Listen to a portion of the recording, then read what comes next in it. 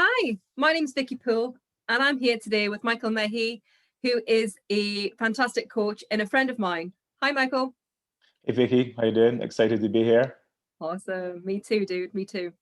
So today we're going to be talking around overwhelm, which I know is one of Michael's favorite topics. Would I say that right, Michael?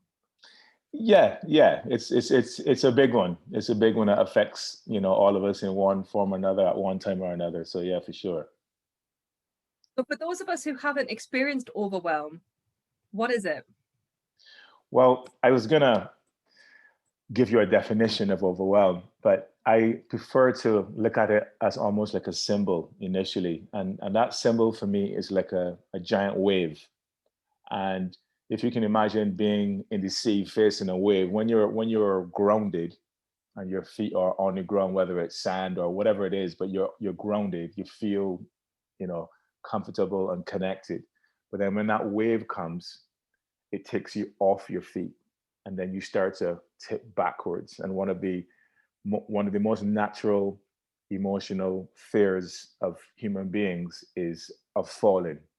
So for me, overwhelm, or how I see it occurring, is like going backwards, head over heels, in a wave that always has you tossing, and you're trying to grab at different something firm and concrete to ground you. So it's overwhelming, is like a loss of connection with familiarity, with security, with comfort, with any kind of vision, any kind of support. And you're just falling, you're just tumbling, and desperately looking for something to anchor yourself. Wow. Okay. So then, if someone is experiencing overwhelm, what sort of impact is that likely to be having to their life and to the people around them? Well, for one thing, everything becomes very reactive, right? There's no sort of real ability to plan. And one of the biggest sort of mindset states you're in is that you're constantly in survival mode. And as we know, survival mode, if you compare ourselves, because we are, animals as well, even though we may be Homo sapiens, but we are still at a higher level of animal, we are still animals. So animals, um, you know, experience overwhelm, or experience survival mode for a particular period of time. They get away from danger, and then they settle back down to reproducing, to productivity, to to looking after the families and themselves. But when you're in a state of overwhelm, or in a survival state, survival mode constantly, like for weeks, for months, sometimes even, unfortunately, sometimes for years, your cortisol levels are constantly up, your adrenaline levels are constantly up, you're always in survival mode, your sleep patterns are completely off, there's no vision, there's no real, the only future, the only vision is, I gotta survive this, I gotta survive this. And so there is everything is completely unsettled. Like I said before, there's no efficiency, there's no productivity, there's no joy, there's no fulfillment. There's only very high stress levels, and a very reactive type of behavior, which long term leads to burnout. And yeah, and if you can imagine burnout again in a symbol type of state, when something is burnt out, like a wire that's burnt out, or you know a, whatever that's burnt, it's all ashy and there's no real life in it. And it's a pretty, very kind of a horrible state to be in over any, long-term period of time. And when I say long-term, I mean in even 24 hours, much less weeks and months. I mean, in 24 hours of being overwhelmed is, very damaging for someone's productivity and growth, and a mental, emotional state, the whole thing. And I love the imagery there of having something that's burnt out and ash, because that's not where we want to be. We want to be able to be flourishing. Mm. Okay. So I suppose my question then would be, we all know, so we all see people that are stressed. So what's the difference between stress and overwhelm, and how can we recognize the difference in ourselves and in others? Mm. Yeah, that's a good question. I mean, I think stress, I think we spoke about this before. there's a certain amount of what we call, if we look at stress as tension, and there's a certain amount of tension or stress that's actually good. It actually challenges our status quo, our growth. You know, if you want to grow your muscles, if you want to run long or lift heavy or become something more, you know, you need to challenge yourself with a certain amount of stress so you can learn to push back. And that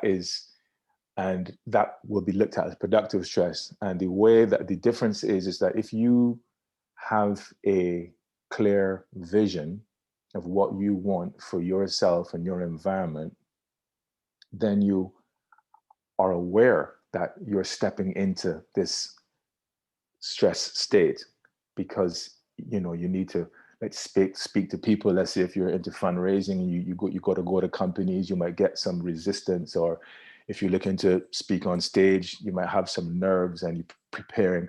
All that is really good stress. You get to grow and learn about yourself and what your challenges are, your limitations are, and you know how to get past them. And so you consciously choose that.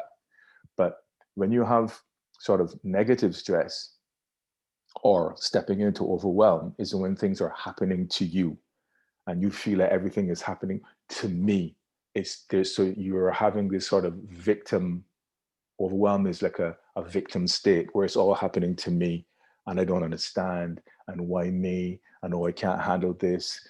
And it starts to rise up into panic. So panic So when you have that panic state, that is speaking to overwhelm. And when you're actually aware that this is going to be a bit tough, this 50 miler that I'm going to have to pull, that I get to pull for this ultra marathon, you know what, I actually want this. It's going to be tough. I might cry, I might whatever, but actually at the end of it, I really want this. And that, I think that's the difference, because you want that healthy stress, but the overwhelm is a panic state. And again, unless you're rescuing your baby from the fire or rescuing yourself from imminent danger, you don't want to be living in that kind of panic state. So that would be the main difference between like stress and an overwhelm. That's interesting. And I hear the difference there between the good stress and then the panic stress. Yeah. So that's good. And I suppose that would be different for every person. Yeah, I mean, yes, of course, how you react to certain external stimuli will be different person to person for sure. I mean, you know, when you're 17 or whatever and you have a relationships stress, and maybe your first love, you know, is ending and you're panicking, oh my God, my life is over. You know, that's a high level of stress, you know, and you're overwhelmed by this loss and you can't do anything for weeks, you know, you know, but that's at 17 when you're experiencing, let's say, first love. But then when you're 37, it's, you know, you've got kids and they're struggling to do 11 plus and they may fail, and they're having, you know, that's a whole different kind of relationship, different stage. So for sure, it will be different stages, different people. But I think having that compassion and empathy and connection and understanding who your subject is and what they're going through, and then yeah, of course you would apply a different approach, and you know, different depending on the person. Yeah. Cool. So if we've got someone watching this video and they think that they've got some overwhelm and that they're in panic mode, what would you be telling them to do, or suggestions that they could try? I suppose what I'm asking is what your tips are for dealing with overwhelm. Yeah, I think, you know, again, because I'm quite a visual person, I like to use imagery and symbols to, and the reason why I do that is because it's about embodiment. You know, I mean, I can easily sit here and say certain things, but if I don't actually physically feel them, then there's a disconnection, right? So that's why I like to get people very in touch with physically with how these emotions are, in order for them to really intuitively find a way to overcome them. So these tips can be altered and tweaked in any way to suit the individual, to their past experience. But for me, one of the first things about being in a wave and being overwhelmed and tossed about is to get somewhere solid, grounding, right? And that grounding can be anything from, and grounding basically relates to creating a space, because again, overwhelm, everything is crowding you. And again, if you look at this, like this is a sort of like a panic, survival state, but it's to get yourself into a state where you can open and you can breathe, and then you can recognize space. And then once you can breathe and get space, then you can get calm. So that would be the real physical and mental first step for overwhelm, is that if you normally need to leave home at 8 in the morning to go off to work, and you know that you have a lot of panic, stress, and overwhelm going on, then try to get up a little bit earlier and sit someplace really comfortably and just breathe. Just really connect with your breath. And you may not be an expert at this, you don't have to be, but it's all about just focusing on your breathing. And you'll notice that very quickly your mind will run away into that panic state about what's coming. And then you just say to yourself, okay, I'm letting my mind run away from me. Let me get back to my breathing. And you need to feel your body where it is as well. Get connected with your physical environment. Feel your body on the chair, feel your arms, your legs, your feet on the ground, and really get that breath. And then you can have some note paper and whatnot, and really connect with how you want to feel, right? So you got a big day coming, you got this stress coming, your boss is a bit of a bully, the bus is always late, your car is always giving trouble. So how would it be when it's perfect? How would it be if you could get to when you're at work on time, your boss has this kind of behavior, but you have the communication skills, you have the confidence to say to whoever will look, okay, this project is, it's on its way, this, that, and really start to visualize you as a better person, as a whole person, and connect with that feeling and actually start to feel that kind of, yeah, you know what, I could do that, right? I can do that. And also that's and it's about, because I always imagine resistance to tips and suggestions. It's about small wins, small goals.